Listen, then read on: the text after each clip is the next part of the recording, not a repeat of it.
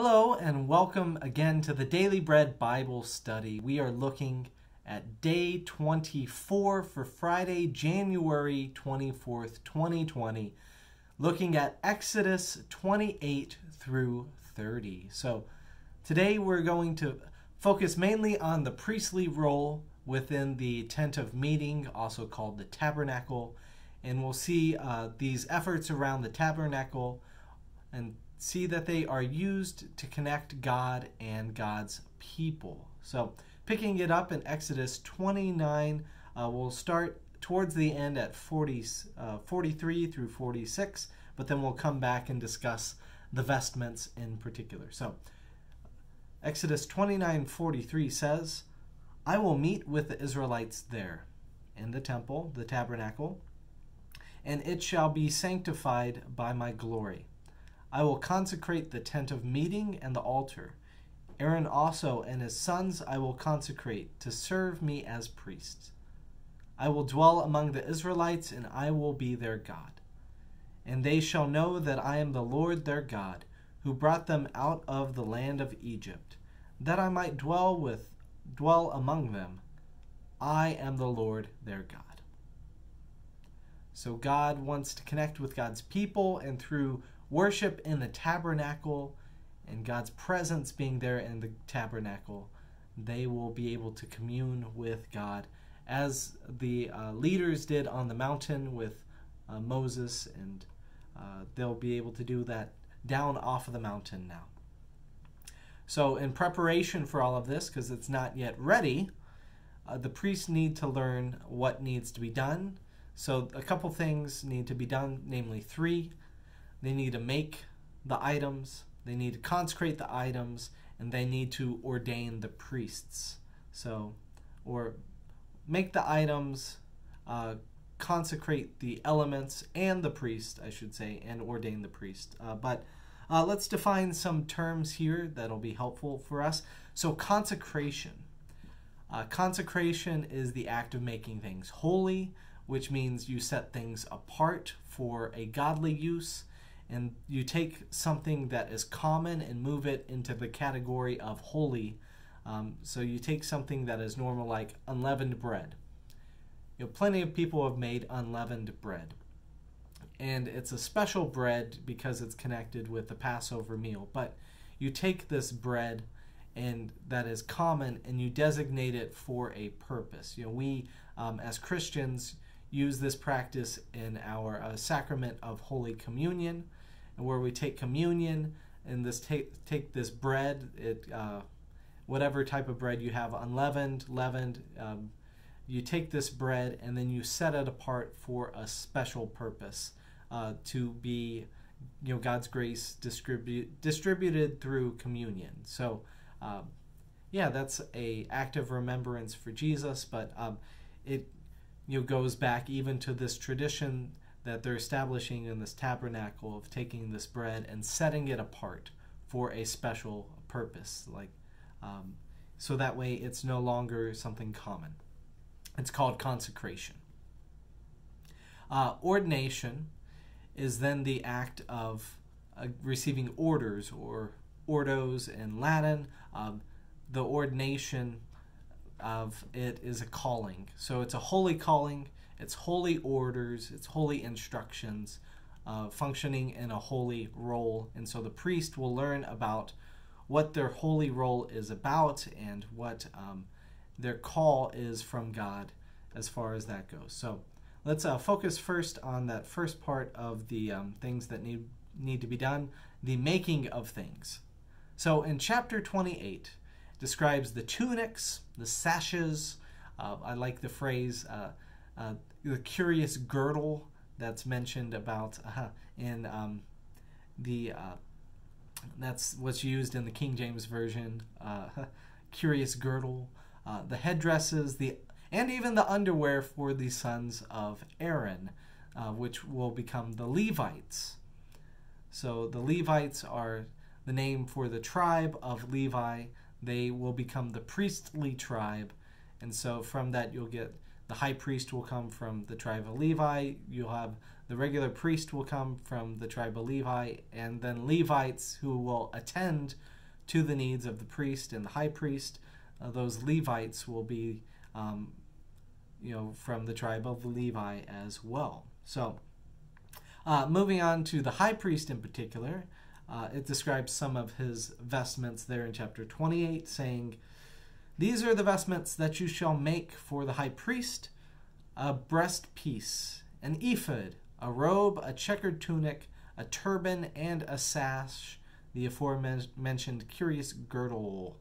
When they make these sacred vestments for your brother Aaron and his sons to serve me as priest, they shall use gold, blue, purple, and crimson yarns, and fine linen." So they're trying to make these special vestments for the special purpose that comes with the high priest, who mediates directly to God on behalf of the people through the sacrificial system that they have and are establishing. So, what is an ephod is a very good question. The Bible talks about the ephod just very little, but it mentions that the ephod is the special garment worn by the high priest here. It also comes up in Judges chapter 8, 26 through 27. And it's a garment Gideon decorates that becomes a source of false worship and idolatry. He takes all these earrings, sticks it on it, but we'll get that when we look at Judges chapter 8 coming up later. The high priest vestments incorporate remembrances of the 12 tribes of Israel. So incorporating that story, that the Exodus story where God brought God's people out of Egypt with a mighty hand in order that they may worship God. And so here is fulfilling the worshiping of God part. And through that, even the worship pieces are going to have some remembrances of Israel. So it says in Exodus 28:12, "You shall set 2 stones on the shoulder pieces of the ephod as stones of remembrance for the sons of Israel. And Aaron shall bear their names before the Lord on his 2 shoulders for remembrance." So we also see that the high priest is called to wear the breastplate of judgment, as it's called. And on that breastplate of judgment, it has 12 gems for the 12 tribes of Israel as well. So in verse 21, it says, "There shall be 12 stones with names corresponding to the names of the sons of Israel. They shall be like signets, each engraved with its name for the 12 tribes." So, to give you an example of what that looks like, I want to show again our GroupMe page that I've created, because I've added a whole bunch of content into the GroupMe page. Last time I put up the layout of the tabernacle, and then here, if we get a little closer, you can see this high priest garb. I copied this picture off of, I think it was Bible.org. I took a screenshot, and then now it is available here on the GroupMe page. I'd love to use that resource to be able to show these different pieces that can help us be able to study. I'll add some content a little bit about the Urim and the Thummim. So I will, or Thummim and Urim.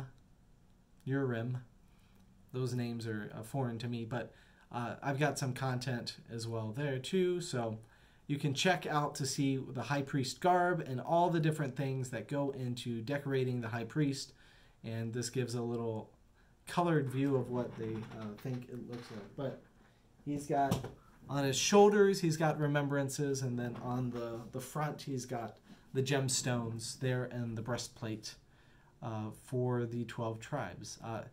Also on the breastplates included something called, as I mentioned, the Urim and the Thummim, which even scholars are kind of unsure of what exactly those things were. The best they get is that they were used for divining purposes, to be able to discern what God was thinking. Instead of going into too much detail about this, because I have a lot coming up, I put information on the GroupMe page, which is available on your phones as well. I was showing it through my iPad. It's available on most devices that you have, even through the computer, getting on the internet, going to the website. You can access it there. So there's a whole bunch of ways. I find that place to be really user-friendly and really easy to dump information into, so you can be able to enhance your study a little bit more. But we will discuss the Urim and the Thummim coming up on day 30 as we focus on Leviticus 8, chapter 8, where it comes up again. So the simplest forms of what the Urim and the Thummim are is the Urim means unfolding, and the Thummim means truth. And these are from the Greek translation. The Hebrew translation is a little bit more foreign to me, but that's from the Septuagint, where the Greek Old Testament has the writings of it. So moving on to the second part, or the second and third part of what we'll be discussing, it's the consecrating and the ordinating of the priests. So ordaining of the priests, sorry. Chapter 29 discusses the consecration, like I said, the setting apart of the priests, and then the ordination, the holy orders, the call of the priests. And so these are, and also establishes the boundaries around holiness there in chapter 29. The priests are called to keep the boundaries around holiness and cleanliness, and to make offerings to God on behalf of the people. As we see in Leviticus chapter 10, verse 10, you are to distinguish between the holy and the common, and between the uncommon and clean, between the unclean and clean. And you are to teach the people of Israel all the statutes of the Lord, the ones that he has spoken to them through Moses. So just as with Urim and Thummim, I will discuss the topic of holy and common, and the difference between unclean and clean. I'll discuss that more on day 30. So a lot of information to be dropped in there. And that's also because this is kind of, day 30 is also a repeat of some of what is said here in today's date for today. And today is day 24. So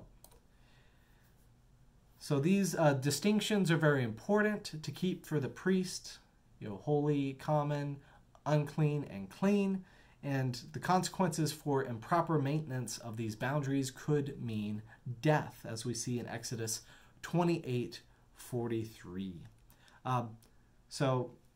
Just going over it again, it's animal sacrifices and the blood of the animal sacrifices which are used to consecrate the furnishings and the priest by putting a little on the ear and on the body. And they're used to consecrate the priest, make them holy there in the tabernacle. The priests are allowed to eat food under certain conditions, and it's stipulated there in Exodus 29:33 through 34. So you can look at that.